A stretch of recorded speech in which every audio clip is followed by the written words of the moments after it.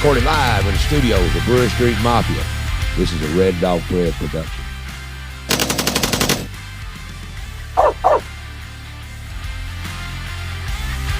And now, your number one rated show, The Mike Weatherford Show. Here's your host, Mike Weatherford.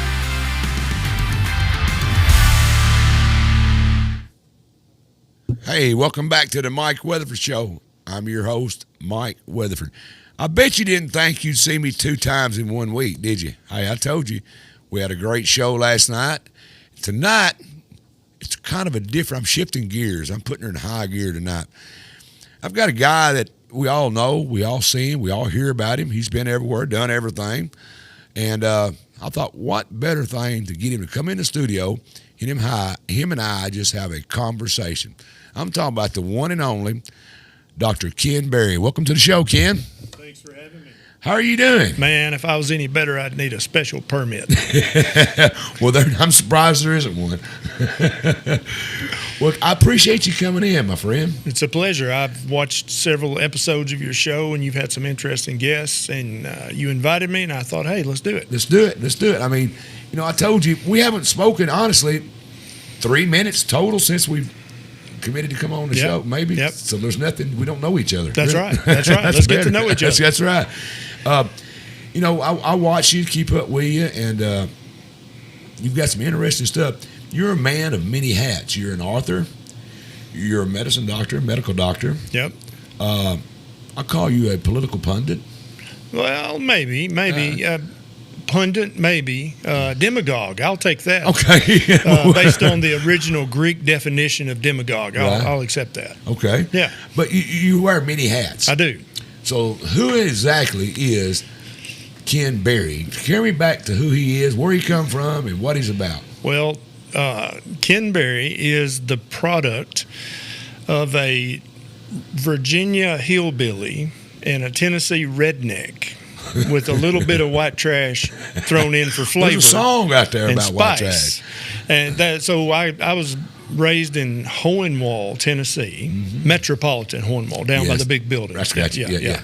And had big dreams and aspirations, but a small town has a way of snuffing out that sort of thing. There's so many tripwires and so many landmines that there's girls, there's alcohol, there's drugs, girls, and more girls, and it's always something. Yeah. But I always knew that I was going to do more stuff than you could do staying in Hohenwald, Tennessee. Gotcha. And so didn't do worth a flip in school in Hohenwald, and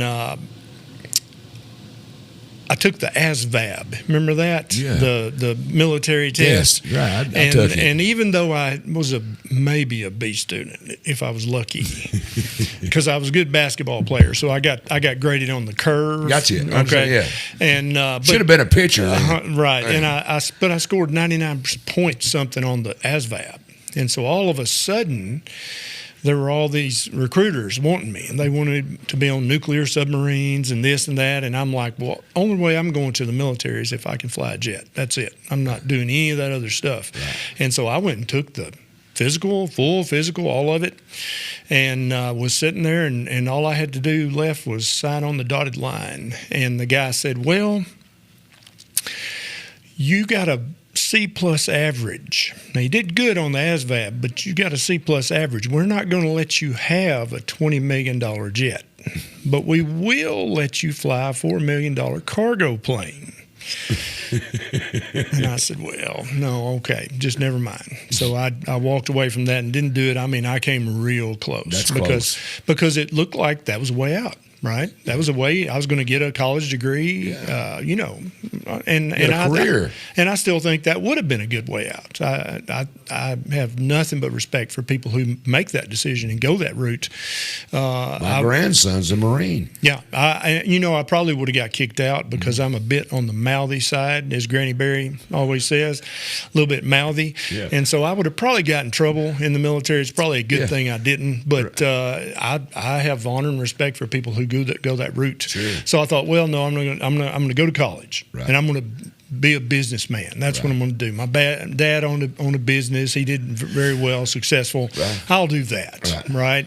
And so I took a semester business courses, and it was just as like watching paint dry. Sure. I just hated it, and also got my C+ average again with that. And I thought, well, I got to figure something out, and so I decided I'm going to be a doctor. That's what I'm going to do. Hold on a minute. Ken. And you went from being an Air Force pilot to being a businessman yep. to a doctor. And so, What other country in the world can you do that? 100%. I totally agree. But now, if we go back a little further, I had always wanted to be a doctor. Okay. But when I was about 12, 13 years old, I started having terrible migraine headaches, and I would just be incapacitated if I didn't get 8 hours of sleep. And so I thought, I can't be a doctor. But when I got to college, I was in a dorm, and we just stayed up till 14:30 every morning, either studying or other things. Yeah. And I noticed I wasn't having those migraines anymore. And that was right in the middle of the business semester. And I thought, well, hey, if I'm not going to have these migraines, because Trapper John MD, MASH, Quincy, all that, I loved all that shows, stuff. Right. And I thought, well, maybe I can go to medical school since I'm not having these stupid migraines, because I knew doctors had to get up at all hours of the night, and I couldn't do that. I'd have a migraine and have to go to bed. So I thought, okay, maybe I can do this. So that was my dream. And so all of a sudden, I went from a 2.5 GPA to a 3.7 GPA in one semester, because I was suddenly motivated. Like, I cannot be making a 2.5 GPA and get medical school. That's not going to work. Yeah. And so I figured out every tip and trick and hook and crook in the book to make good grades. And so I just went from the bottom of the class to the top of the class overnight, and finished up getting, I was actually a radiologic technologist. I shot x-rays for 3 or 4 years, kind of as a trial to see if I could handle the blood and guts of medicine. And I'll tell you, I was an x-ray tech. I shot x-rays for 48 hours on call every weekend at little hospitals in Perry County, Lewis County, places like that. And out of all my years of medical practice, there is nothing that smells worse than the vomit of a drunk who's been in a motor vehicle accident and has thrown up on themselves after drinking for a few hours. Yeah. That's the worst smell ever that I've encountered in all. Is it close to a gutted rabbit? It's way worse than a gutted rabbit. That's an awful smell. And I know both intimately, it's much worse. Okay. Yeah, it's terrible. And I thought, well, okay, I can handle the blood and guts. Right. I'm not having migraines anymore. I'm going to medical school. And so I was just hammered down and wound up graduating magna cum laude at MTSU, not summa, but it was a little bit thank you laude, because definitely I was, from where I came from, that was real good for me. Big deal, yeah. Yeah. And so medical school at University of Tennessee in Memphis, and then residency at St. Francis in family medicine there in Memphis, and then I actually started out moonlighting at the emergency department in Camden at the little hospital there, just as a second and third year resident. You get your license and you can start moonlighting. Right. And I needed that to make some money, because I had a little family and I had bills, and I was a non-traditional student, right? I started medical school at 26, which back then I felt like I was an old man. You was a granddaddy. That's right, compared to all the other students. Yeah. And so I needed that money, and so I started working in the ER there in Camden and loved it. And I'd really never wanted to be a family doctor in the clinic writing prescriptions. I went to medical school going to be a surgeon until I realized that you have to get up at 4:30 every morning for the rest of your life. Right. And I was like, nah, I don't want to do that. I'll do OBGYN because they do a lot of surgery. Right. But then pregnant women go into labor at 3:30 a.m. I've been there. Right? And so I'm like, well, dang it. Well, then I found out that in Memphis, they actually train family physicians. It's called advanced family practice. We did lots of procedures. We did scopes. We did C-sections. We delivered babies. We did all kinds of stuff. And I thought, yeah, I can do this because I can kind of pick and choose, and I can do lots of procedures rather than just writing prescriptions for sinus infection. Yeah. And so every single patient I saw in Camden said, I like you, doc. You ought to start a clinic here. And we're taught in medical school, people are going to blow smoke. That's just, people do that. And so the first 100, I'm like, yeah, okay, whatever, buddy. But literally 500 people, every single one, I like you. You ought to start a clinic here in Camden. And I thought, well, heck, why not? Yeah. Might as well. So I did. and saw 8 patients the first day, 20 the second day, and then never less than 30 for the next 20 years. Good Lord. Yeah. And your background of becoming a surgeon reminds me of Dr. Lundberg. You familiar with him? Yeah, good friends with Lundberg. Yeah, he come in here and we done shows with music and stuff, and he's got a kind of a same background where he didn't really know what he was going to do. He beat around and he found out that he could dissect frogs and he loved it and done good at it, and so he become a surgeon. Yep. It's kind of funny how y'all mixed together. Yeah, I like Andy a lot. Yeah. And he actually, I think he was 3 years ahead of me in medical school. He was a resident when I was a fourth-year medical student, and I thought he was something else. But he's good. Yeah. You heard him play the guitar. I have not heard him play Amazing. the guitar. He plays the guitar like ringing a bell. I mean, Nice. but that's just amazing. You know, the surgeon by night or the surgeon by day and a guitar player by night. But I thought that's kind of y'all's story sounded familiar. Yeah, I think that's the story of a lot of country boys. Great doctors. And just successful people. When you live in a country like this, you can literally come from nothing, Hohenwald, Tennessee, and wind up being a doctor, having a successful practice, start a YouTube channel, write books. All that's open to you in the right situation. So you started the Berry Clinic. Yeah.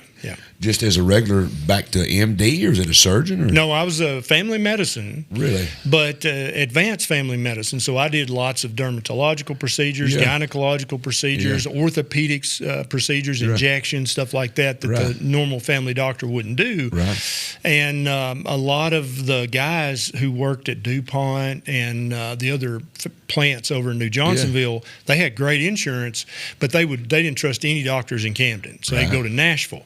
And so one or two tried me out, and they're like, oh, no, I like this guy. He knows what he's doing. Yeah. He's a good guy. Yeah. And so all of a sudden I had a full book, and it was full constantly. And I never took Medicaid or TennCare, just because from literally day one I had a full book from all the guys that worked at all the factories and all the businesses in Camden, had a full book. And so I never had to sign up for those. And that changed the way I practiced medicine, because I was able to do what the patient actually needed instead of really trying to kind of do what the government tells you. Manipulate the system to get stuff ordered and get stuff approved, which you have to do with Medicaid and with TennCare. At least back then you did. Well, I've always said this, Dr. Berry, that we're not doctors no more. We're doctored by insurance companies. Yeah, I hear it every day. I go to the doctor myself with Mike. They won't pay for that procedure. Yeah. Do I need it? Well, yeah. Well, let's do it. Right. It's crazy, ain't it? But so then you got into diets. Yeah. What led you into becoming I'll call you a diet doctor, So what led me to that was when I was going to med school and residency, the first few years of my practice, I could have cared less about diet. I didn't even ask patients what diet you eat. Right. If they had diabetes, I'd say, look, you got to stop the Pepsi and the donuts, anything that anybody's mama would know to do. Yeah. But I didn't know. I had one little class on nutrition in med school at UT, and it was all about taking care of people who'd been in a house fire or a car wreck and burnt their face off or broke their face. They couldn't eat. You had to feed them IV. Right. I was very good at that, but as far as just the care and feeding of a human walking the street, we didn't get any education on that whatsoever. Where did you get that? Well, I'll tell you. The reason I became interested in nutrition is because I was not only working in the emergency department, so it usually 7 p.m. to 7 a.m. Then I would have a full day of clinic, starting at 8:30 to 5, and then I would sleep for a few hours and then go back to the ER. And so I lived in scrubs, and scrubs have a drawstring. Right, and I'm tall, 6'3", and so I had to wear extra large scrubs so I didn't have high waters, and so I had lots of drawstring to work with. Right, but as the years were going on, I could tell that I had a little pooch and stuff, but my pants still fit, Mike. So I everything's okay. My pants still fit. That's a man's test of whether you've gained too much weight. I'm with you. But they were scrubs with a drawstring, extra large. And Drawstring got shorter, is all it was. The drawstring kept getting shorter, but that was still okay because my pants fit. But one day, I thought I'm just going to, my nurse, I had a great nurse at the clinic, and she would always tell me like it was. And she said, Doc, you're getting fat. You need to do something. And I'm like, what? I jumped on the scales, and I weighed 297 pounds. That's fat. Yeah, and now I'm 6'3", so I like to think I carried it well. But I didn't carry it well. I was fat. Yeah. I understand. And I thought, well, I better get some lab work. So I checked all my labs, and my A1C, which is a marker of the last 3 months of what my blood sugar had been running, was 6.1. I was pre-diabetic and severely obese by the official criteria. Yeah. Fat and pre-diabetic. Right. Now, I'm a common sense country boy. How am I going to walk into your exam room and say, now, Mike, you're going to have to lose some weight? Right? You're fatter than me. When I'm fatter than you, that's right. How's that going to work? I'm from Hornwall. That don't make no sense, right? That's like going to a hairdresser's whose hair's jacked up. Right. You're not going to let them touch your bald. hair. Or bald. Right. With chemical burns. Yeah, I got You're not going to let them touch your hair. And so I had to fix that. And Great. So, first of all, first thing I tried was the American Diabetes Association. I gave their handout, which is like a 20-page PDF, to everybody I diagnosed with diabetes. Makes sense, right? So I took that home, and I started following that. I stopped the bacon. I stopped the red meat, the saturated fat. I started eating lots of whole grain bread, lots of fruits and vegetables, fruit juice smoothies. That pyramid deal. The My Plate, yes. Yeah. Now it used to be the pyramid, right? Yeah. But the ADA actually tweaked it a little more, and so I followed it religiously, and I started jogging 3 days a week. And I hate to jog. But I did those things. And after 3 months of that, I went back to the lab and got my labs drawn and jumped on the scale again. And I'd actually gained a couple more pounds, and my A1C was worse. Now, at that point, I have what we call an epiphany. I was like, oh, okay. Because I had been secretly mentally accusing my patients of being what doctors call non-compliant. I told you to quit eating the donuts and drinking the Pepsi. And they told you they had. But I didn't believe them. I understand. You laid on the couch and ate a dozen donuts, and that's why you're getting fatter and sicker. That's right. But I live with me, Mike. I knew what I had been doing. That's right. And you understand, you see the incongruity of that, like, oh, son, you've been giving all these people that advice, and it didn't even work for you. Well, let me ask you a question.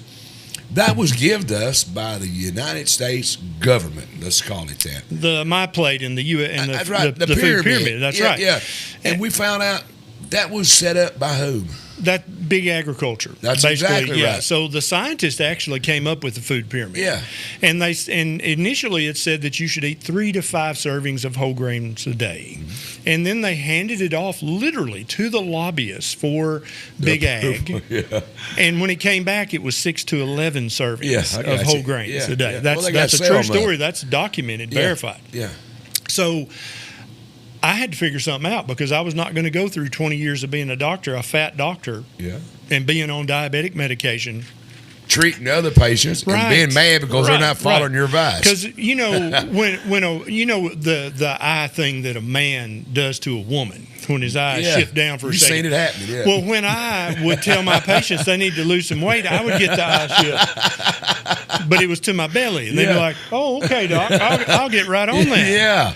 I couldn't handle that, right? So I had to fix me. So I thought, so I went back and read all the nutrition research, unhelpful. Right.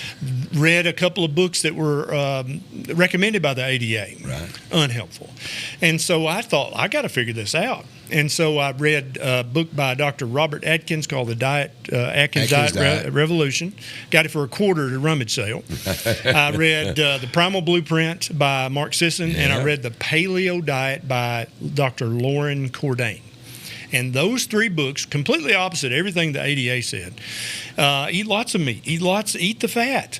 Don't eat so many carbohydrates. That's and right. I'm like, well, I mean, nothing I've tried's worked. And I've Give tried it a shot. The ADA. That's the preeminent. Yeah. They're basically the demigods of diabetes, and they couldn't fix this. Let me try this. So I did that for 3 months. A1C was almost back down to normal. I'd lost 20 or 30 pounds.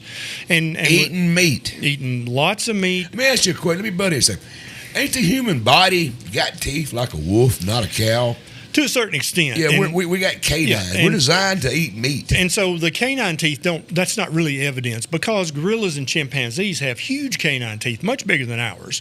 Oh, you got a point. But they're frugivores. They're planivores. They eat plants. And they'll eat meat, too. Right. And some people say we evolved from them, and that's why we still have this little remnant of canines. But what I wasn't taught in medical school, and what I learned through my years of research, just looking into this myself as a board certified doctor, is that our gut, our stomach pH, which is 1.5 to 3.5, is much more acidic than the chimpanzees, the gorillas, the bonobos, any of the primates. Right. It's also much more acidic than any of the herbivorous animals that should eat plants. They have almost a neutral stomach pH. But carnivores have a very acidic stomach because they have to break down the meat. Sure. Well, our stomach is more acidic than a wolf, more acidic than a fox, more acidic even than the cougars, the mountain lions, the lions, tigers, cheetahs, leopards. Really? We have a very So acidic the old stomach. saying, cast iron stomach, may be true. It's totally true. Yeah. The only animal that has a more acidic stomach than humans is vultures because they eat not only meat, but it's rotten meat. Yeah. And so they have to have that. And there is some anthropological hypotheses that we were scavengers initially as we were coming down out of the trees, if you believe the evolution, and that we ate dead animals that the hyena had its way with and left some scraps, and we ate that. We learned how to break the bones and break the brain case and get the brain and the bone marrow, and that we needed that very acidic stomach because it was rotten meat. Right. And that may An be old true. wise tale that I was taught growing up was my mother. Bless her heart, she'd be 100 years old now. She would say on my children, give them fat, hold it in your fingers, let them babies suck that fat 100%. out. Their brain won't never grow if you don't. So that is true. 100% true. Where did they get that information? My mother never went to medical school. So most mammals, Mike, know what to eat. Yeah. I raise sheep on my farm. Right. And when the little baby lamb's born, it sucks milk. Yeah. But it also is right by its mama 24/7. Every bite that its mama takes is watching it. Yeah. And it knows what to eat. It learns from its I got mother. We used to do the same thing until we got magazines and television and books and the American Diabetes Association. Yeah. And then all of a sudden, we turned into the only species of animal on planet Earth that does not know what to eat.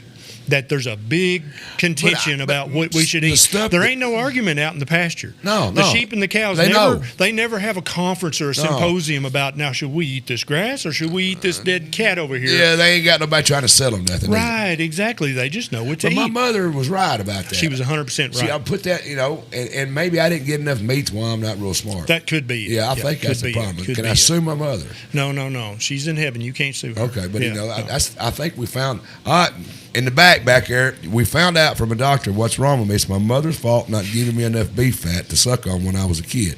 Go ahead. we solved it. So, yeah, absolutely. Yeah. And so, but now after that, I kept researching and learning, and I started reading articles about this diet. It was called a ketogenic diet, which is very, very low carbohydrate. So a carbohydrate is something that breaks down into sugar. So people think, bread is wholesome. Bread's the bread of life. I'm a bread eater. Yeah, bread. And it's delicious, no doubt. But it turns out that bread is made of starch, and starch breaks down into sugar. Right. All bread, from the cheapest bunny bread to the most expensive loaf of bread you can buy at Whole Foods with seeds on the top, with non-GMO, ancient wheat, blah, blah, blah, blah, blah. It all breaks down into sugar. So bread's bad for you. So some people can eat bread just fine. But if some people eat bread, they're going to have a Dunlap. You know what a Dunlap is? I've got it. Dunlap over my belt. You Dunlapped over your belt. You're going to get pre-diabetes or type 2 diabetes. Don't kind of look at me when you say that. I did the eye shift. Yeah, I'm you sorry. did the eye shift. I understand.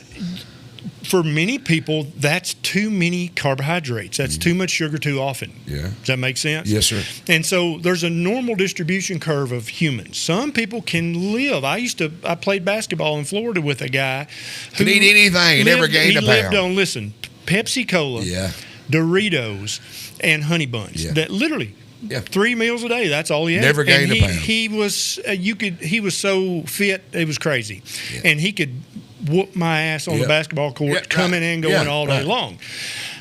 Now, not everybody can do that. Right. And I guarantee you, he still can't do that at his age currently, right? You think it's caught up with him? It's caught up with him, absolutely, if he's still with us. Okay, so I'm 62-year-old. My blood sugar's good. Yep. My cholesterol's good. My blood pressure's kind of on the edge. Yeah. I'm 6'2". Yep. I used to work out. I used to be a boxer. I was in shape. Now I'm 240. When I boxed, I was 270. Yeah. But you was a different kind of 270 than you are a 240 now. Probably right. Right. Yeah, it's a whole different thing. It is a whole different thing. But I always thought that my weight can fluctuate. And I always relate that to my intake because my output stays constant. What I do for a living is never changed. I don't have very few times to sit around. Yeah. I'm always active. So I monitor my intake. I keep, I ain't done a lot, so I'm going to cut back on my intake. Right. Is that the right thing to do or wrong thing to do? It depends on what you cut back on. Eating. I don't have a It diet. depends on which food you cut back on. So for some people, that does work. I'm just going to cut back a little and they'll lose the weight and they'll be fine. Right. But for other people, that absolutely does not work. And those are the people that everybody else suspects are laying on the couch eating Cheetos. Right. But they're not. They literally are cutting back and it just didn't do anything. They just were starving all the time. And so the more I dug into this, the more I realized that the ketogenic diet, that fixes everybody. Explain that. So it's under 20 total grams of carbohydrates a day. And it really needs to be total carbohydrates, not net carbohydrates. And some people listening may not know the difference, and that's okay. If you don't need to right now. Right. What you need to understand is that if you're pre-diabetic or type 2 diabetic, that's completely reversible. You can fix it completely with no pills, no injections.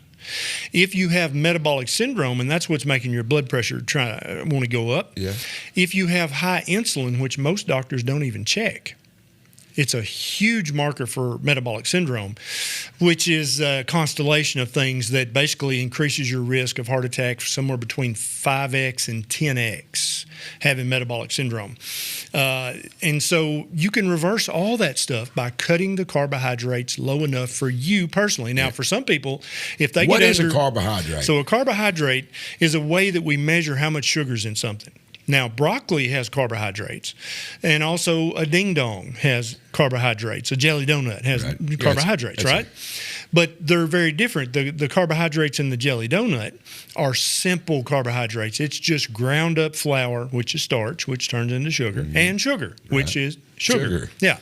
And then some vegetable seed oil in there for good mixture, which probably causes inflammation. I don't like seed oil. Right, exactly. I'm a lard man. I love lard. Lard, butter, and beef tallow. There you go, brother. And so, preach it on. Yeah, but now, so the carbohydrates in broccoli are much less bad, right? It's much more natural. It grew in the dirt. It hasn't been to a factory to be processed. Processed food is right. Ultra-processed food is always going to contain 3 ingredients. Right. Sugar, some kind of ground-up grain, wheat, rice, oats, corn, soybean, and vegetable seed oil. With those 3 ingredients, you can make a jelly donut, or you can make a tortilla. That's right. Or you can make a loaf of bread. That's right. You can. So literally, they're all. Well, why did we get away from animal fat? It had to be corporate America decided they need to grind up peanuts, and they couldn't make diesel fuel out of peanuts. They did for a while. You know the story. That's right. And then they decided to fry fish in it. And you can't eat lard; it's bad for you. Yeah. But now that you told me that pyramid was kind of doctored by corporate America, it makes sense. More than kind of, And so the original vegetable seed oil was cottonseed oil, which was Crisco, right? Back in about 1910, this guy had all this cottonseed oil. He said, I got to make some money with this. Right. He tried to make soap. That worked pretty good, but he didn't make a lot of money from that. Yeah. Then he figured out you can cook with it. And boom, he was off to the races, okay? And so Crisco, but they would denigrate the grandmas. They'd be like, oh, you don't want it, the advertisements. Be like, you don't want to use lard. That's so old-fashioned. That's what your grandmother used. Modern kitchens let me explain use how Crisco. it was in my house growing up and see if you Tell can us relate how to it that. was. My mother had a 5-gallon stand of lard, frosty morn lard, sitting over in the corner of the kitchen. It had a cup inside of it. It had a newspaper on top with a half a brick laying on it. Mama got ready to cook. Me and you can't come over to the house and go cook. And she said, "Can't come on, let me feed you." You know how the old women look. Sure. She'd dip a cup out of that, put it in a cast iron skillet, and she'd fry something. Sure. What was wrong with that? Nothing. That was it. She was doing exactly right. Yeah. And so that was also when people cook like that with either butter, lard, or beef tallow. Yeah. That's back when people could smoke 6 packs of cigarettes a day and drink a fifth of whiskey a day and still live to be 102. And I think there's something that cast iron puts in your body. Iron. There's something in that cast iron. Oh, cast iron. Yeah, you definitely get iron from that. No doubt about that. Yeah. They come up with Teflon, and they found out that's killing you. I don't like the stainless steel. I don't like to cook in stainless. And sure as hell, aluminum is Alzheimer's. Yeah, I'm not cooking in aluminum. No, aluminum can give you Alzheimer's. I don't know. You're a doctor. Correct me where I'm wrong. That's kind of the same. Aluminum at high temperatures, like you're going to fry or bake. Yeah, I never use aluminum. No. Cast iron. Yeah, cast iron. Lard. Glass. There's nothing tastes better than fried fish, catfish, and lard. Oh, 100%. Yeah. And the reason it tastes so good is because that's what our taste buds are looking for. That's right. That's what your brain's looking for is that full spectrum of monounsaturated fats, saturated fats, and polyunsaturated. Beef tallow, butter, and lard all contain those in just the right ratio for the human brain. Isn't that funny? Didn't one of the major chains, McDonald's, somebody just changed their recipe to beef tallow? Yeah. So a rich guy had a heart attack in the early 80s, and he was out in California, right? You know, that's the birthplace of all bad ideas. It is. And so he went to Loma Linda, and that's Seventh-day Adventists, and they believe in the Garden of Eden diet, a plant-based diet. Right. And so he said, I've been using butter and lard and beef tallow. That's what's wrong with me. That's why I had a heart attack. And so he took out full-page ads in multiple newspapers all across the country, yelling at McDonald's because they fried their fries in beef tallow. Yeah. And I have never had McDonald's fries in beef tallow, but I've heard they were amazing. Yeah. And so he was on a personal vendetta to get the beef tallow out, and he belittled them so much and so much negative publicity. And that was also at the time that the American Heart Association had gotten a multi-million-dollar grant from Crisco. And all of a sudden, the American Heart Association went from being this tiny little organization nobody had ever heard of to they were recommending Crisco, and they were out there, and they had millions of dollars to play around with. So they suddenly became this huge medical association, just like the ADA. They came up the same way, just different story. And so all of a sudden, Americans were being taught, you don't use lard. First of all, grandmama did that. Yeah. That's not sexy. That's not modern. You don't do that. Modern kitchens use Crisco. That was their ad verbiage. Loretta Lynn sold 1 million pounds of that. Absolutely. She got paid well to do it. Right, yeah, she didn't know better. But if she had known better, guarantee you she wouldn't have took the money. Because I think she was a fine Southern lady. That's right. I don't think she'd have done it. We got to take a commercial break. When I get back from this commercial break, I want you to tell me about the lies that our doctors told us. Sure, happy to. Explain us all about it. All right, folks, I'm sitting here having a conversation. We're going to talk about this book right here, Lies My Doctor Told Me, by Dr. Kim Berry. I'm sitting here live talking with him. We're talking about all the things that we grew up eating that we found out in the 70s is basically when it all started. In the 80s, really hooked on. That was wrong. Mama's lard and the lard stand in the kitchen was wrong.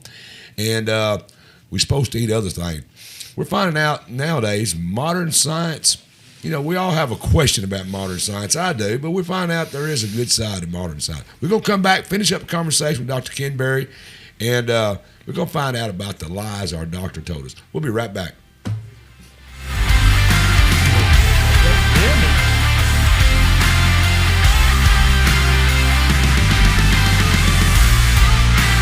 Charter Senior Living, located at 350 Volunteer Drive, is a premier community for seniors interested in pursuing life, energy, and purpose. We have restaurant-style dining, life enrichment programs, social activities, local scheduled transportation, and a beauty salon. We show respect to our veterans with a wall of honor. Our mission at Charter Senior Living is to enhance the human spirit. For more information about Charter Senior Living, call us at 731-644-9680. Is your tank on empty? Come to 54 Fuel Mart, located at 1213 A Westwood Street, for the best prices on gas. What about your other tank? You know, the one that is growling? 54 Fuel Mart has you covered for that as well. Check out our fried chicken, wings, pizza, and many other items to satisfy your hunger.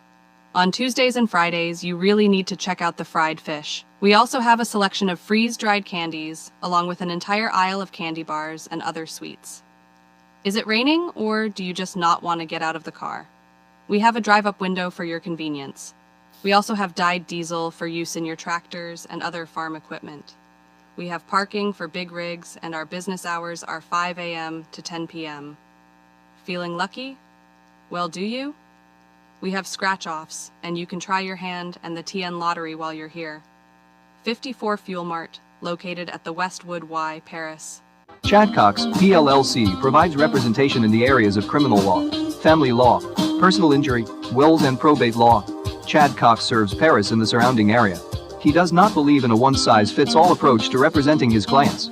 He reviews every detail of your case to ensure that you receive an assessment that is specific to the unique circumstances in your case.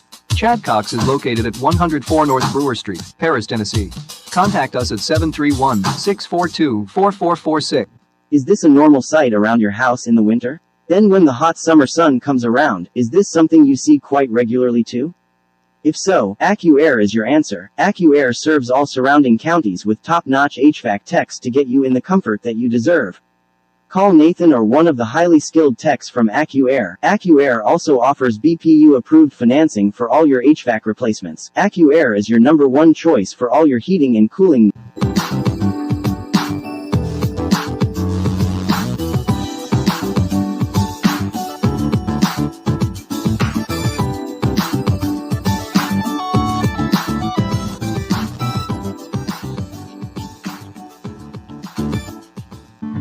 The Downtown Event Center is available for parties, meetings, or family get-togethers. The center comes with spacious seating and an area that will help make serving food easier. If you are having a birthday party, this is definitely the place for you. The Downtown Event Center is located at 107 South Brewer Street. Contact Jessica at 731-642-4992 to make your reservation.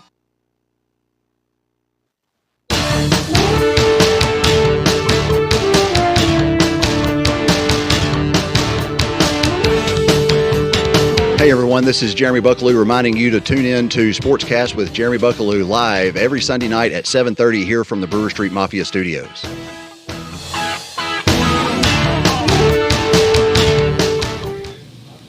All right, folks, don't forget, next week, I've got another local show what we're going to do. Next Tuesday, June the 24th, I have got Jennifer Culpepper from Health Hope in Henry County. We're going to be talking about, what the hell are we going to talk about? What is it? Henry County Healthcare Foundation. I couldn't find it. I know, it's my fault. We're going to be talking to her about what this is about. They help people that have problems when you got gaps in your patient care, maybe gaps in your medicine. This is a good organization. They reached out to me wanting to come on and talk about this Henry County Healthcare Foundation. They're going to be in here next week talking live. We've got Jennifer Culpepper going to be talking about all the needs. They're a nonprofit organization. They're going to be talking about what they help, what they do to help the community, to help you. And it's going to be a great show. I mean, tune in next week, the 24th. We're going to be talking to Jennifer Culpepper about what's going on at the Henry County Healthcare Foundation. There we go. Sportscast Live with Jeremy Buckaloo. Don't forget, that's coming up this Sunday, the 22nd. He's got John Davison, Andy Collins. Hey, do me a favor. If you've not went over there to Facebook, YouTube, wherever you find Jeremy at, follow him. He's got a heck of a show over there. It's Sportscast Live with Jeremy Buckaloo. He's got John Davison, Andy Collins coming on. They're going to be talking about the Henry County Quarterback Club. That's coming up this Sunday, 7:30 p.m. Find him, follow him, share him, run him up the flagpole, but let everybody know about it. Sportscast Live with Jeremy Buckaloo. It's going to be a great time. Tennessee Informer, he's got Small Town Justice, or a case of political persecution. Bill Phillips is coming on, former police chief of Galloway, Tennessee. 3 trials, 1 agenda. The DA crossed the line. That's coming up Thursday, June the 19th. Hey, a special time, 2 p.m. Central Time. Tune in and watch him. Don't forget, the Mike Weatherford Show, we're simulcasting live. Facebook, YouTube, Spotify, we're everywhere.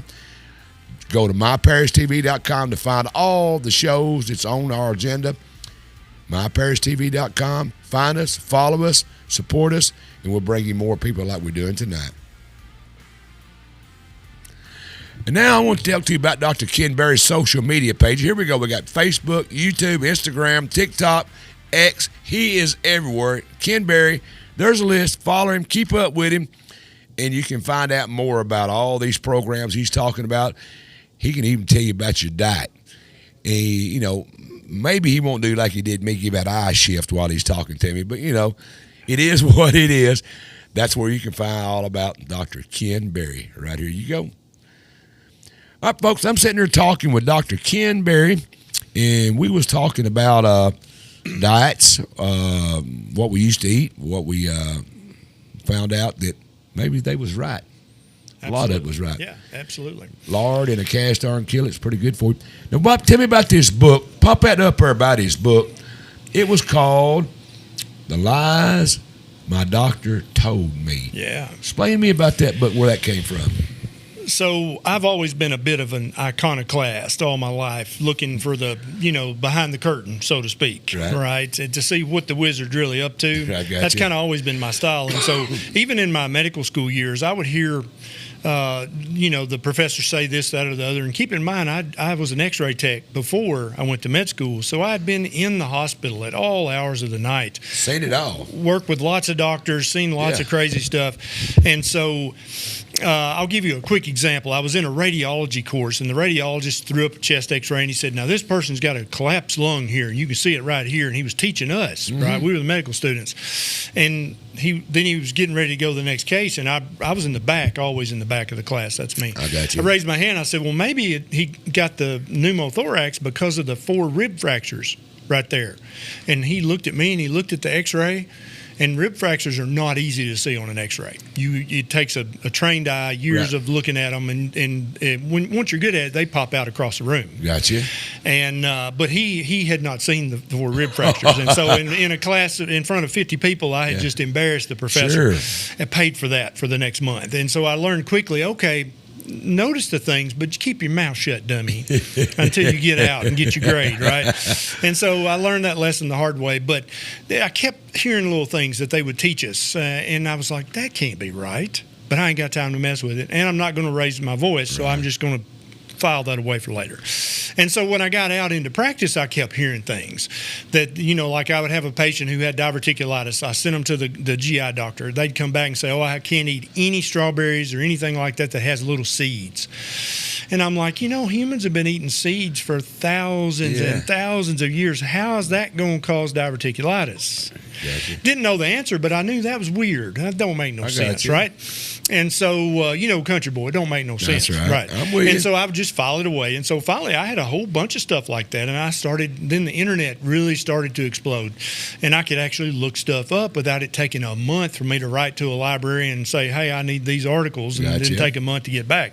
And so I started looking into this stuff, and lo and behold, a lot of this stuff that I'd been taught as gospel and that patients had been told by other doctors as gospel turned out to just be complete made-up foolishness. Okay? And so a great example is, if you eat too much protein, a lot of animal protein, that's really hard on your kidneys. Most people believe that. But even back in 2003, 2004, I could look up on the internet, and there would be kidney specialists who had written blog posts back then saying, where the hell are people getting this? There's no research that shows that. There's no truth to that. Why do doctors keep saying that?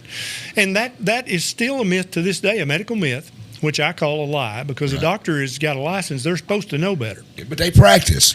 They're practicing, right. But you understand the difference. Yeah, I got you. Yeah. If your hairdresser with the chemical burns on her bald head, if she tells you shouldn't eat too much meat, Mike, she has no duty to you. No. She just, you don't have to listen to her. But if your doctor who took an oath and has a license, if they tell you don't need to eat so much red meat, you're going to believe them because that's their job. That's the difference. That's why instead of medical myths, my book is called The Lies My Doctor Told Me, because it's a doctor's job to know better. Right. Well, they was taught that. They were taught that, but I was taught that too, Mike. Yeah, maybe they didn't reach out like you did. Right. I can understand where you're coming from, and being honest with you when I say this, I'm a student of everything I do. Yes. And if it don't sound right, I kind of cross. You're going to look into it. Hell yes. Yeah, you're going to look into it. I'm an auto mechanic by trade. Yeah. And I have to research, find out, listen to you as the kind of like a doctor, a patient, what the symptoms are of that car. Then I got to go back and duplicate them on that car. Then I got to find out what fixes them. Then I have to find the internet people that comes in there and say, well, I read on the internet where this is what's wrong with my car. Well, do you want me to put that on there, or do you want me to fix the car? You know, Right. So that's kind of almost the same thing, but different. Yeah. Some of the smartest people I've ever met are mechanics and truck drivers. Yeah. Because you got to figure it out on the fly. You have to do. You got to figure it out on the move. You know, I tell this all the time, and it makes people angry. They think that I'm anti-higher education. I'm not anti-education. I'm anti-colleges giving a product and not being responsible for it. That's where I have a problem. Yeah. But I tell people this, and I mean this, you can have 2 PhDs and it won't change your IQ one bit. That's right. That's exactly right. And people tend to think, well, Mike, he's college educated, okay? Mm-hmm.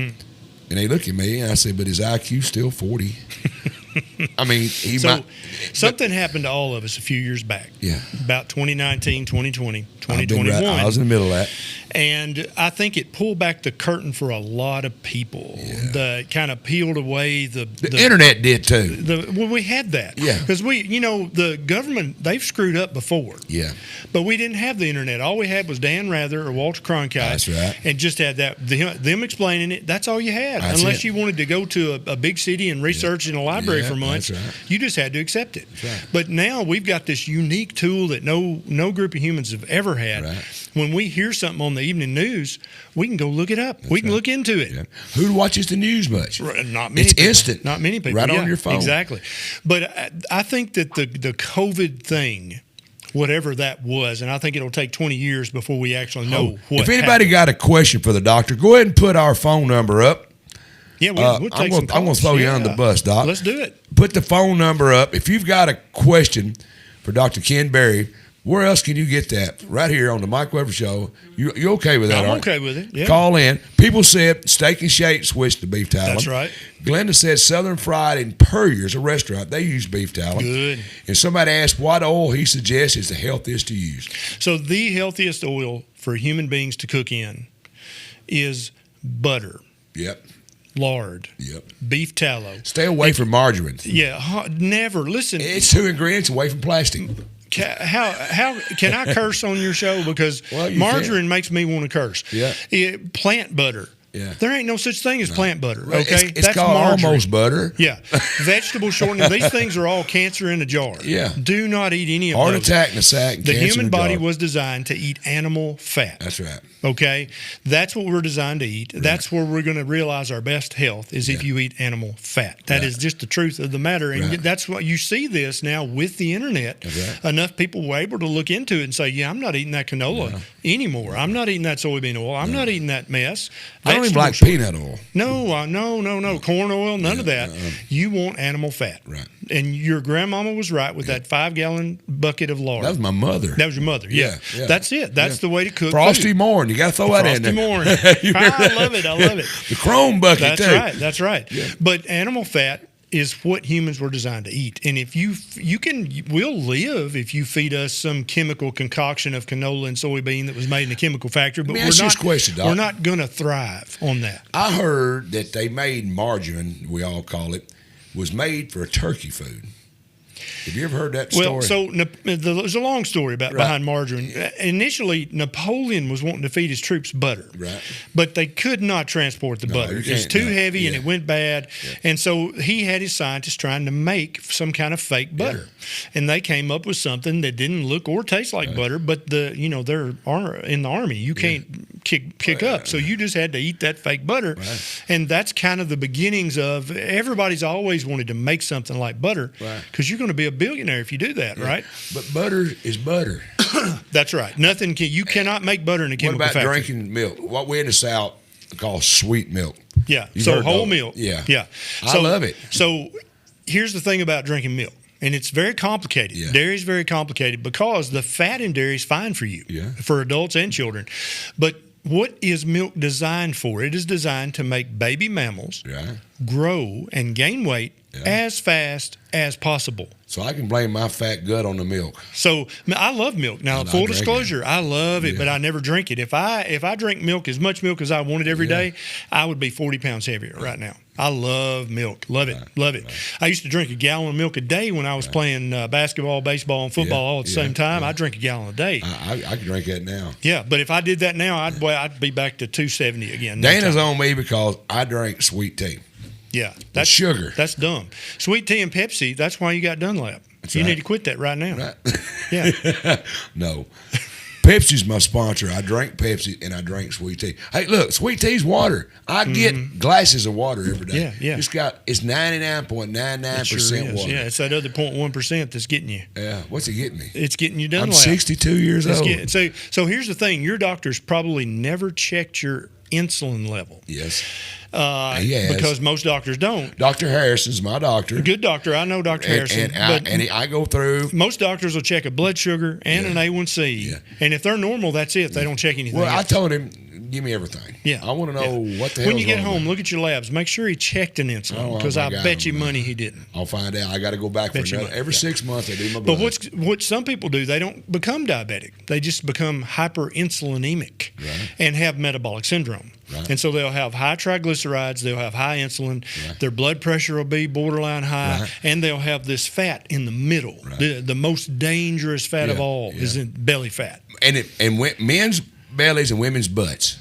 And so butt fat's not that dangerous, though. It ain't. But you're right. On average, that's men and women hold it different. It is. But a man can have fat thighs, fat butt, fat arms. Don't matter. It's not a risk factor really for heart attack. But if you got a fat belly, well, I ain't that bad. Well, no, you all right. Yeah. But if you that eye shift, you got a little better. If you stop the Pepsi and the sweet tea, you'd be even more better. I know. I don't want to get more better. Okay. All right.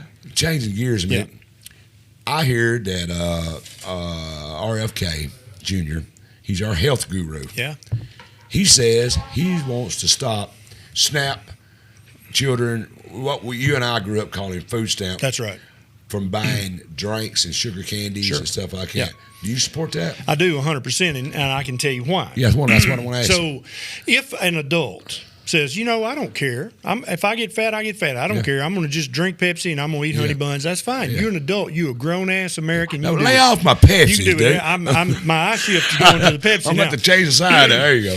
You can do whatever you want to. I got you. You're a grown American. And I bought it. That's right, with your own money. That's right. Now, when I was growing up at Granny Berry's house, okay, she raised me because my mama left and my daddy was busy trying to earn a living. Right. I lived with Granny Berry. I could eat whatever I wanted as long as Granny Berry bought it, right? So just like Henry Ford said, you can have any color Model T you want as long as it's black, right? And so Granny, she paid the bills, and so I ate what Granny bought. Make sense? That's common sense. I grew up that same way. Now, I might complain. You didn't put it in order. I could, but it didn't come to no avail. It didn't happen. I agree. I will, brother. Right, okay. I grew up exactly the same. So people on food stamps, and I was on food stamps for a few months back when I was a young man with a young family. Right. I didn't like it a bit. I got off of it as soon as I could, but I love it's there to help. I love that we have a safety net. That's yes, right. And we need that. We got to have it. But here's the thing. When you're spending somebody else's money, you don't get to say. Right. Okay, so I actually work with State Rep Brock Martin and with another state rep coming up with the language because we were going to apply in Tennessee for a SNAP waiver because RFK Jr. had said if a state comes up with a waiver and so the legislative body passes it, the governor signs it, they'll immediately grant the waiver. And so our waiver was going to say with food stamps, let's just call it that because everybody knows what that is. You cannot buy Pepsi or candy. Right. We weren't going to take pie or cake. Say Coca-Cola. We're going to take Coke and candy because that's how I say it because people remember it that way because they have no nutritional value. Now, SNAP stands for Supplemental Nutrition, right? Nutrition's in the name. Right. So if something doesn't have nutrition in it, should it be on the SNAP program? No. Okay, I agree. Another common sense principle. We lost common sense, but go right ahead. But I think we're about to get it back. We need it back. And so we came up with it. It passed the state house. Right. by a good margin.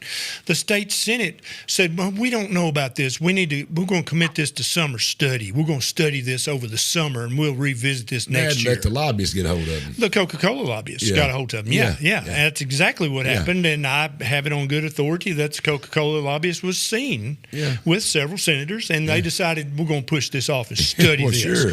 Because even though there's no nutrition in Coke and candy, maybe if we study it enough, there will be some nutrition magically pop up, I guess. I don't know. And so that's going to come back before our legislature next session, and I want everybody to support that, because we're not saying if somebody on food stamps, if they want to spend their own money for Coke and candy, there you go. Right. But you can't spend the money that was given to you to help you on Coke and candy. Listen, beer has more nutrition in it than Coca-Cola or Pepsi. Right. Beer has some B vitamins. Right. It has nutrition. So I can start drinking beer. Well, it would make more sense to have beer on Snap than Coca-Cola. No, come on now. Let's not get carried away. Well, but it's a good try. I'll start liking you more and more. It's a good try. But does that make sense? No, it doesn't. You can't spend taxpayer money on something that has no nutrition. We got under an obese program problem that's in called this country. SNAP. We've got an obese problem in this country. We do. And like I said earlier, if an adult wants to be obese, that's right. That's fine. But we do if have you want that to have problem. type 2 diabetes, but here's the thing. Vanderbilt Children's Hospital and Le Bonheur Children's Hospital, they now have special clinics for children with fatty liver. Wow. That should not even be a thing, because children don't drink. Children they don't take overdoses of Tylenol. They just eat the food their mama bought for them. Right. And they've got fatty liver because of all the sugar and all the carbohydrates because of the Coke and candy. Right. They've got fatty liver. That when I was training, there was no such thing as fatty liver in children. It did not exist. There was almost no such thing as type 2 diabetes in children. Now there are special endocrinology we need to go back to that diabetes. When I was a child, it was rarity. Diabetes. We didn't hear much about that. Exactly, right. And it had to be, and I've said this, not to just be honest, what happened? What happened to all the health problems that we're having nowadays? Alzheimer. Maybe they just didn't live as long. I don't know, but I think everything relates to our diet 100%, and 100%. What we prepare it in. 100%. We're cooking in aluminum. We're getting these ready-made meals, put them in a microwave, and they got chemicals in that packaging to help the microwave cook your food. What the hell's in that? Right. We're drinking water through plastic pipes. I grew up drinking out of copper pipes. Right. We've changed everything, and we're sicker. And we're drinking Pepsi. Yep. We are sick. You ain't going to quit. Everything we're doing is making us sick. Yes. And when you try to say we're making ourselves sick, let's not do this, then you get a pushback. Sure. What do we do, Doc? So the medical profession, they're actually trying to say this is genetic now.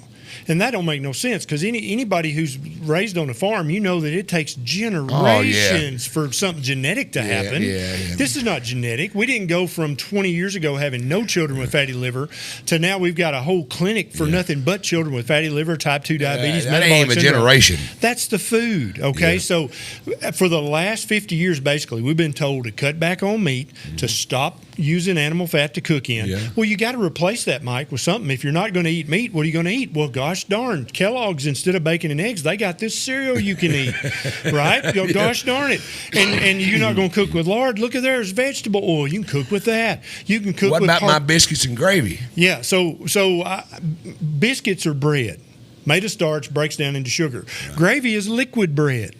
Think about it. When I was a boxer, what you're telling me, this is, I'm coming to you from left field. Sure. We had dietitians. Yeah.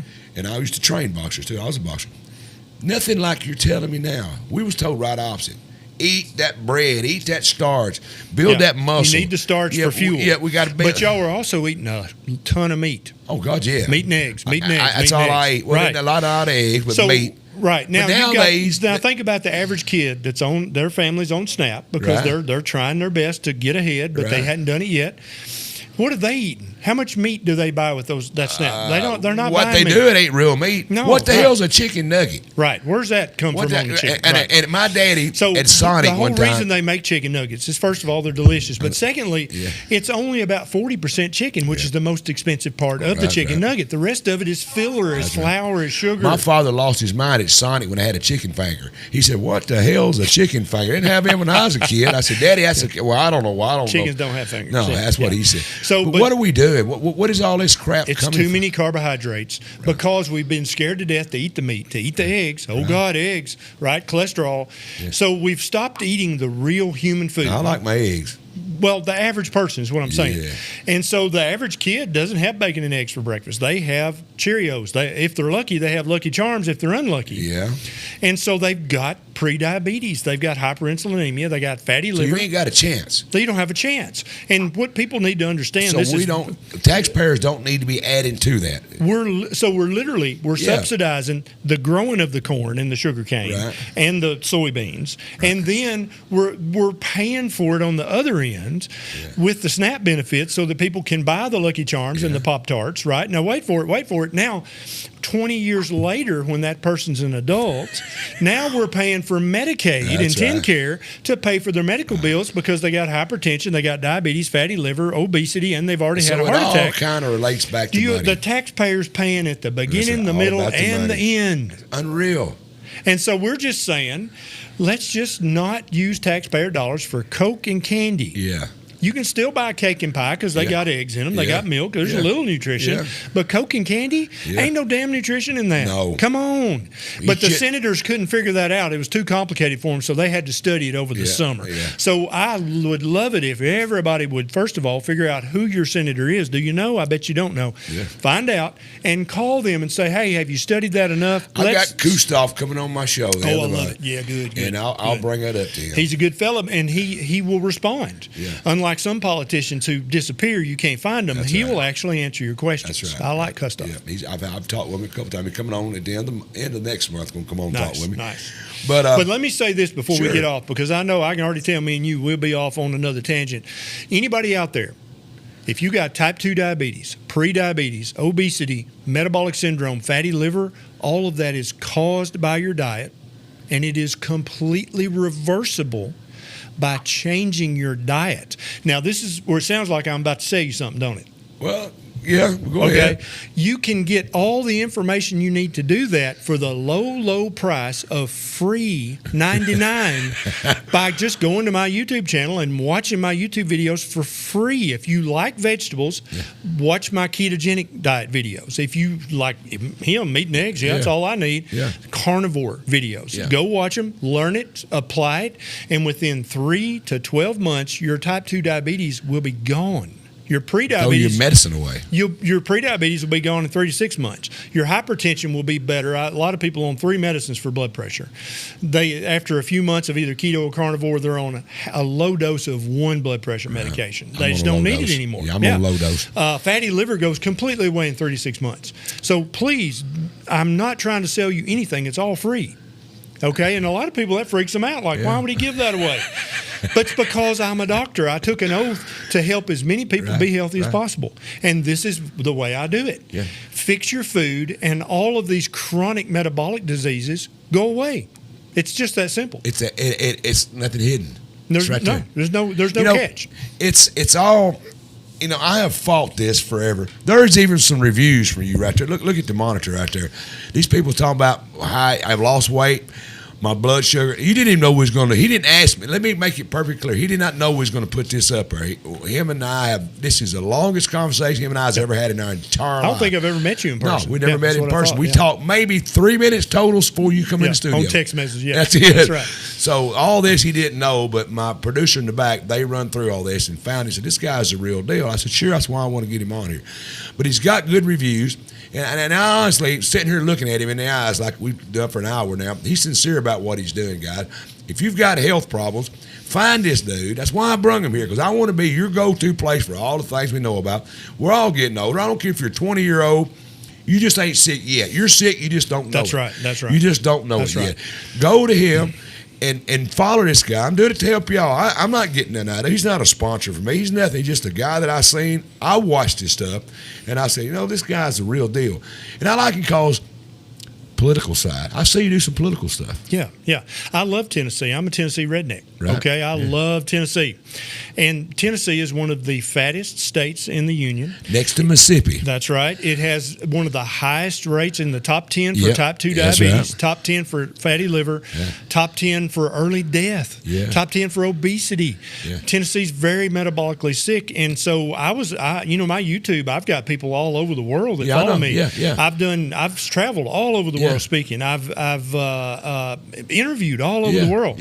But I thought, I'm not helping the people of Tennessee as much as I ought to, because they're the ones that raised me. They brought me. They're the ones who gave me this opportunity, and they're some of the sickest people in the country. I got a doctor just popped up here on my monitor. Dr. Melton says she supports this 100%. Is that Heather? Heather. Yeah, I love Heather Gladwell Melton. Love her. She supports what it just popped up. 100%. She knows what's what. Oh, yeah. She looks like she needs a cheeseburger. She's lost a lot of weight. She looks healthier. Yeah.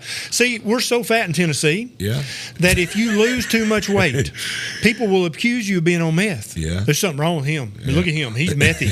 Right? Yeah, you're right. It's like if you're a healthy weight in Tennessee, you're either a drug dealer or you're on Ozempic or you're smoking something you shouldn't be smoking. When I said she needed a cheeseburger, she must have said, I need to quit drinking sweet tea. Yeah, you 100%. That's right. I got to have my tea. Look, guy, I give up a lot. I changed my lifestyle. I went from 280 pounds, lifting weights and all. Big old guy, strong guy, meaner than hell, like to fight. I love to fight. To now I'm just placid with drinking sweet tea. I don't even drink whiskey or beer no more. That's good. That's a great improvement. You're doing less bad than you used to do. That's right. That's good. That's good. I'm doing less bad. Less bad. Yeah, I love that. But so politics. Yeah, I got to let you out here. I know I said an hour. We can go as long as you want, son. Well, I don't want to keep it too long. I'm good. Hey, I like it. It's pretty good back and forth. Yeah. I'm gonna wrap it for you. You're a Trump supporter? I am a conservative, constitutional Republican. Right. Okay, and that each word is carefully chosen and means something. It does. And currently, the guy at the federal level that makes the most sense to me is Donald Trump. Gotcha. Okay, but I am a constitutional. I understand that word. Conservative. A lot of people, you hear this all the time. It's their buzzword now is not just Donald Trump. They're running our democracy. Well, I hate to tell you, we're not a democracy. That's right, yeah. That word is not in our Constitution. Tell me where it's at in the Constitution, the word democracy. It doesn't appear. In the Federalist Papers? The founders hated. I spoke against it. They hated democracy. You know what another word from democracy is? Mob rule. Mob rule. Mob rule, yeah. 50.1% will rule their will on Tennessee, 49.9%. The U.S. has never, ever been a democracy. Now, we're closer to democracy now than we've ever been in the past. We'll talk about it. We haven't. Our Constitution is here. Right. You can't change it. That's right. They try. You can actually. You got amendments, it's got instructions on how to change that's it. Right, but so not. If anybody don't agree with the Constitution, the instructions how to change it right there. You can get busy. That's right. That's right. But you open up the Constitution, you ask for trouble. Gun control. Where you at on that, Doc?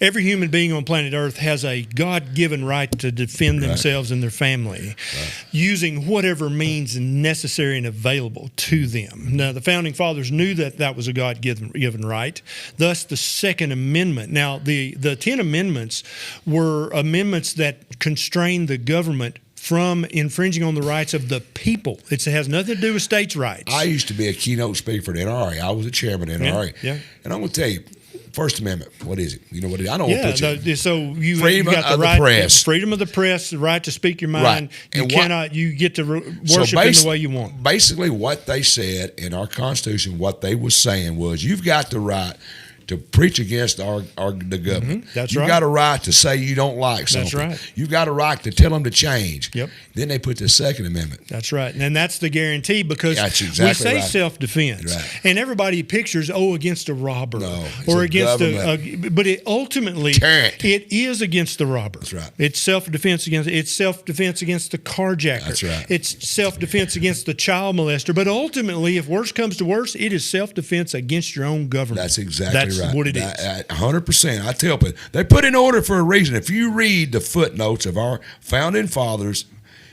First Amendment, Second Amendment, they mean something in their order. Absolutely. And people don't tend to believe that. But I hear a lot of people talk about democracy, and that's okay. The only thing democracy about us is our elections. That's we do right. pick them. Yeah. But we do have checks and balances. There are on many checks and balances against us just being a full and open democracy, and a lot of people spout that, and they use that word inappropriately. It's a scare tactic. Well, what they're trying to say is that the people get to choose everything, and absolutely not. That would degrade into tyranny very quickly. It would be awful. Do you really want a democracy? People don't realize. I just said the word. 50.1% can put their will on 49.9%. That's right. Yeah, and that's not. And it can be for want. Anything they want. It doesn't and you've got matter. no recourse. They can say doctors. Right. We're going to hang every doctor. Let's have an election. And typically those are the first people to go when there's any kind of revolution is the attorneys and doctors. That's right. Because they know we're smart enough to go, hey, wait a minute, that don't make no sense. You got your eye on running for public office? I was a county commissioner back in Benton County, I think 2010 to 2014. I really enjoyed that a lot. I had 4 of our commissioners on my show last night. I was chairman of the county commission for 3 years and chairman of the budget committee for 3 years. So I've had some good local experience. And I've been approached by people that you need to run for this, that, or the other. And I haven't decided to do anything yet, but I have decided this, Mike, is that I'm the stuff that's happening in Nashville on Capitol Hill is dirty pool. Yes, sir. And I'm going to be working on that either as a private citizen or as something else. It doesn't matter to me, but I am going to be active in local politics. I am going to know who my state rep is, who my state senator, who's my county commissioners, who's my school board. And let them know. What are they doing and what are they doing wrong? Are they being constitutional in their decisions? If not, somebody needs to call them out, and I don't mind that being me. Mm-hmm. What is your next move in life, Doc?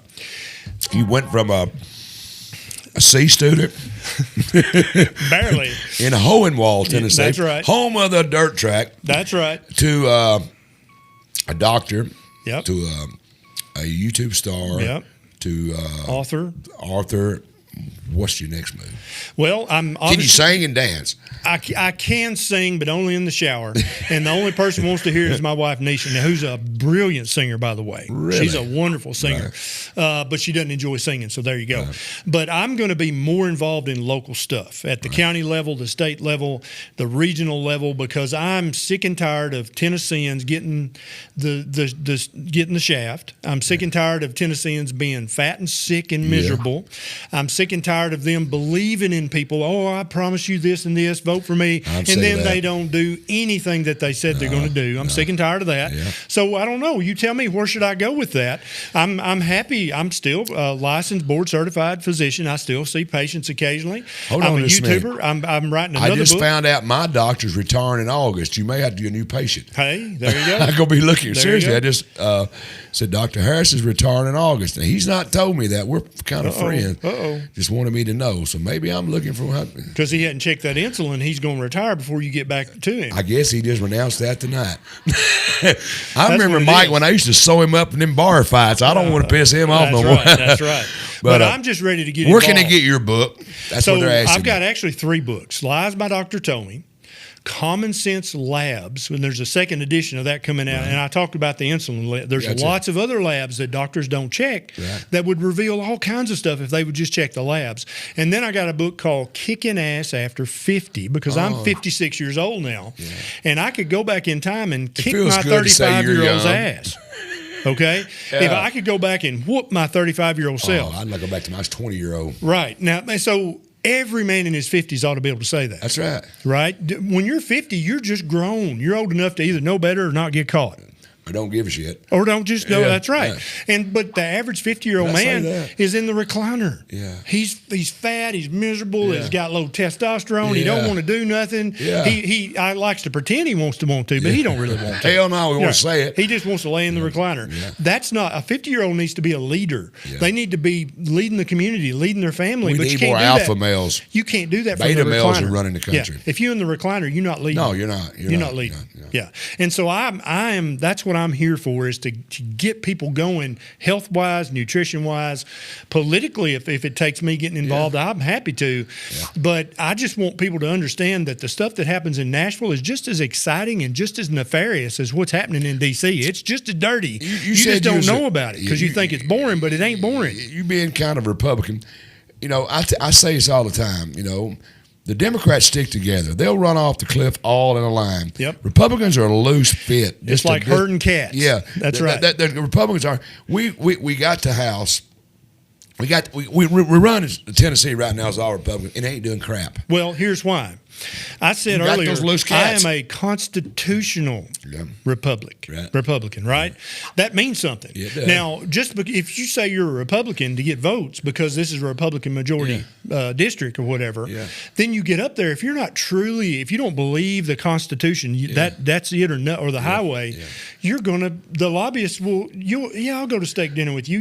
Okay, I'll vote no on that bill. If you was a constitutionalist, you wouldn't. Half the things you're doing. That's right. Is not legal. It's not constitutional, it's not which legal. Means by definition it's not legal. That's exactly. Because the ultimate law is the Constitution. That's exactly. But we tend to get away. Our democracy and that they want to claim about is a farce. Our republic is set up to rule right of center.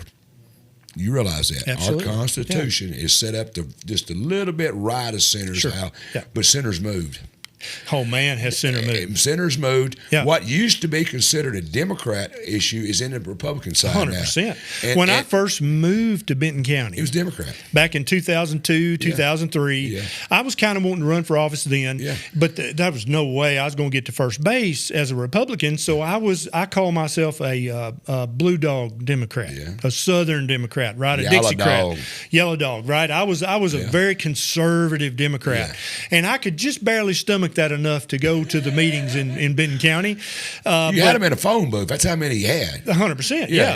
And so, but there was no way. But I was, and now, if I could go back to 2002 and ask those people at the Country and Western Steakhouse come to the monthly meetings, do you agree with what Biden said here, what Kamala said here? It'd be 100% hell no across the board. Right. Nobody believes what the modern National Democratic Party believes. No. And you got Democrats here in Tennessee, and they get elected in the big metropolitan areas. But there's no way that they believe that stuff. Just like the Republicans that get elected, they don't believe what they're telling their constituents here in Henry County and Benton County. They're just saying what they need to say to get elected. Right. Everybody says we need a third party. Well, you can't pull enough. You'll just give it to one group if you have a third party. What we need is the people to look at your politicians. Think about what you're voting for and quit asking, like a Democrat said, not what the country can do for you, but what you can do for your country. Sure. If we would go back to what's good for the group instead of just good for me, and that goes back to your corporate America mostly, what I'm saying is to this republic would still work. It's an experiment.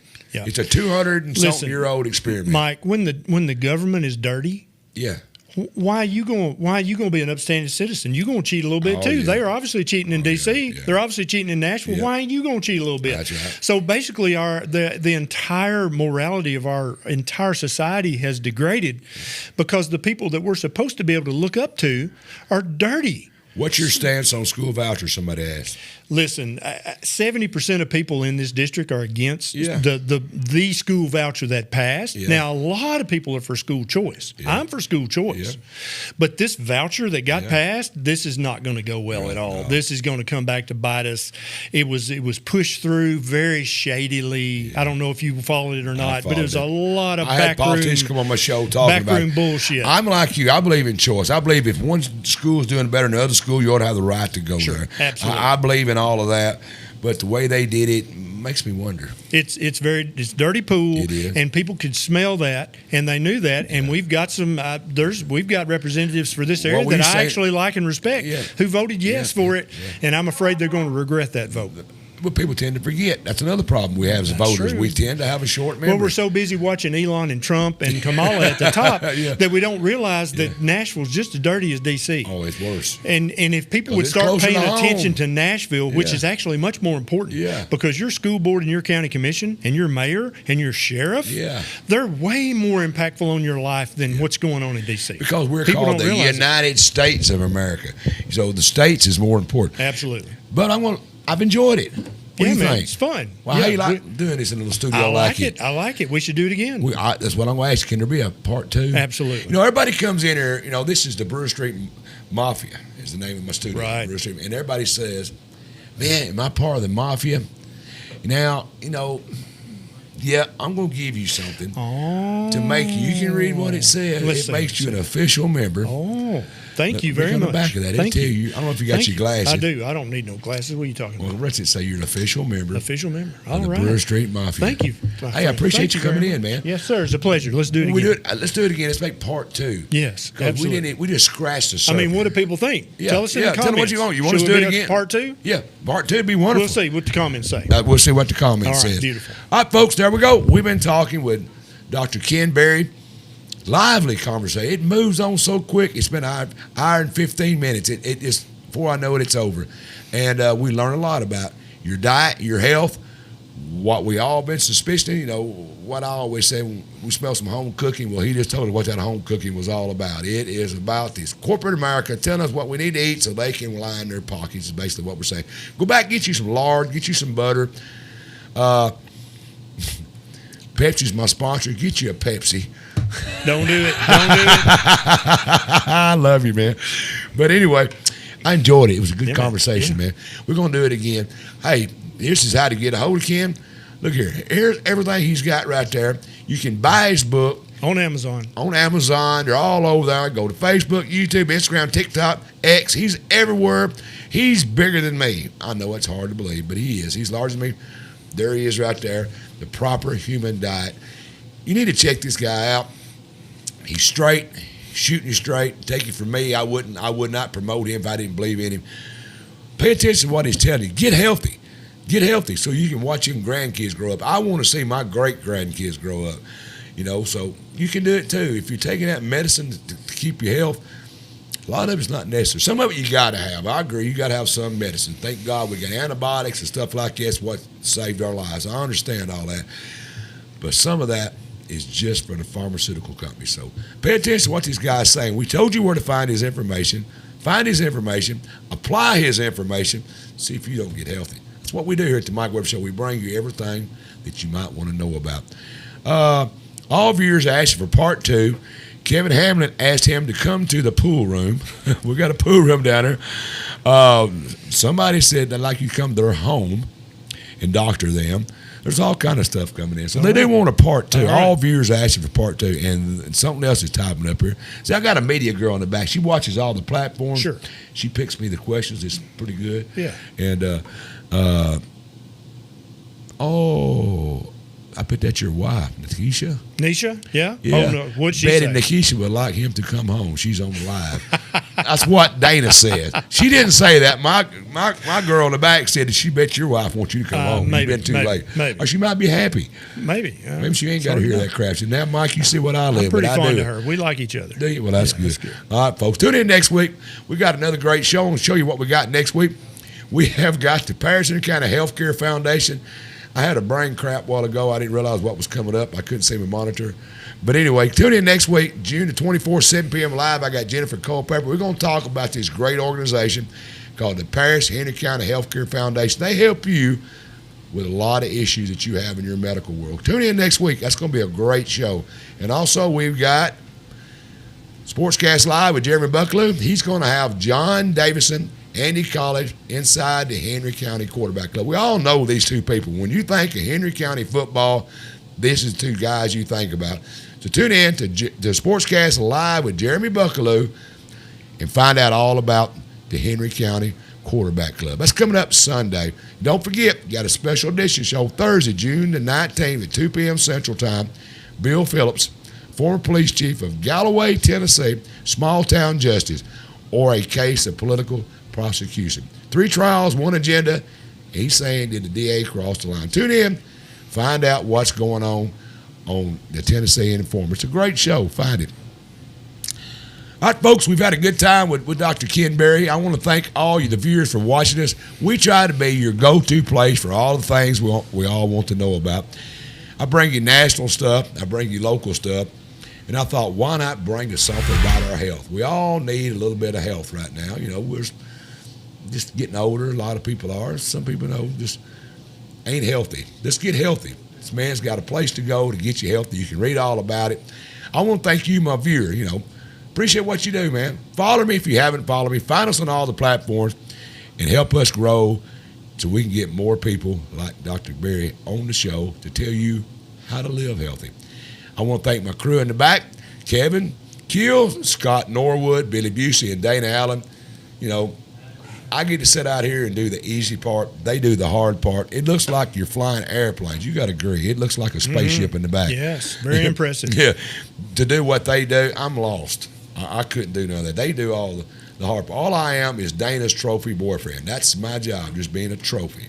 Do I do a good job of being a trophy boyfriend? Yeah, you're a trophy boyfriend. That's what I thought. Yeah, okay. You know, I got a little Dunlap going on, but other than that, we're going to work on that, right? Damn Pepsi. I love it, dude. I love it. Pepsi, he's kidding. He's kidding. But anyway. Not kidding. I love it, too. There will be a Mike and Ken part 2. We know each other a little bit better now. I think we flow well together. I think we'll have some fun. And I'm going to hold him to it. I've got a show in my mind anyway. I'm going to bring him back in with me. I might even make him a co-host on a couple of shows. So watch us. Take care of us. And tune in next week. Same time, same place. And like I always say, you got to help me, Ken. If you watch me, don't be late. Don't be late. Don't be dumb.